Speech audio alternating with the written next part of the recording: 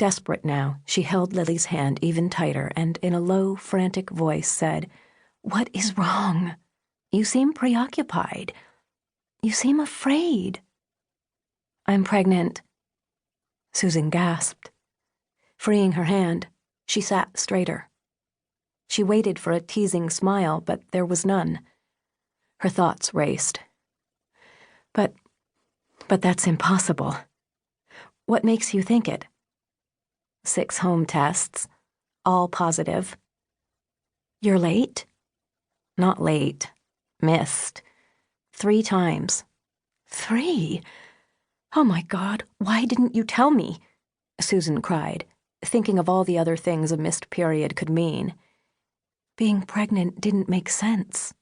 Not with Lily. But the child didn't lie. If she said she was pregnant, she believed it herself. Not that it was true. Home tests can be totally misleading. Nausea, tiredness, bloating. "I don't see bloating," Susan said defensively. Because if her daughter was 3 months pregnant, she would have seen it. "It must be something else. You don't even have a boyfriend." She caught her breath. "Do you?" "It doesn't matter." "Doesn't matter? Lily, if you are—" She couldn't say the word aloud. The idea that her daughter was sexually active was totally new. Lily had promised she would tell Susan if she wanted birth control. It was a conversation they'd had too many times to count. "Who is he?" she asked again. Lily remained silent. "Did he force you?" "No," Lily replied. Her eyes were steady. "I seduced him." Susan sat back. If she didn't know better, she might have said Lily looked excited. And suddenly, nothing about the discussion was right. Not the subject, not that look, certainly not the place. Setting her napkin beside the plate, she gestured for the server. The son of a local family, and once a student of Susan's, he hurried over. "You haven't finished, Ms. Tate. Is something wrong?" "No. If you could just bring the bill."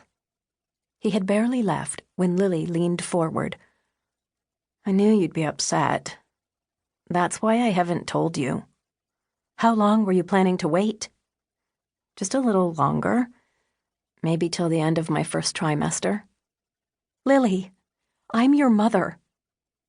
"But this is my baby," the girl said softly. "So I get to make the decisions." Susan sat back, let out a breath. "When did you do the tests?" "As soon as I missed my first period." Unable to order her thoughts, Susan grasped at loose threads. "Do the others know?" She meant Mary Kate, Abby, and Jess.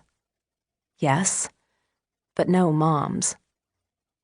"And none of the girls told me." "I swore them to silence."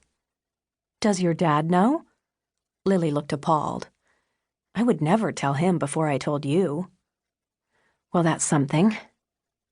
"I love babies, Mom," the girl said, excited again. "And that makes this okay?"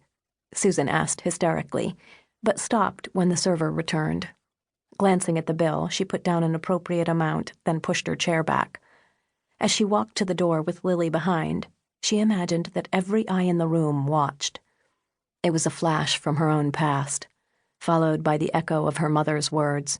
"You've shamed us, Susan. What were you thinking?" Times had changed. Single mothers were commonplace now.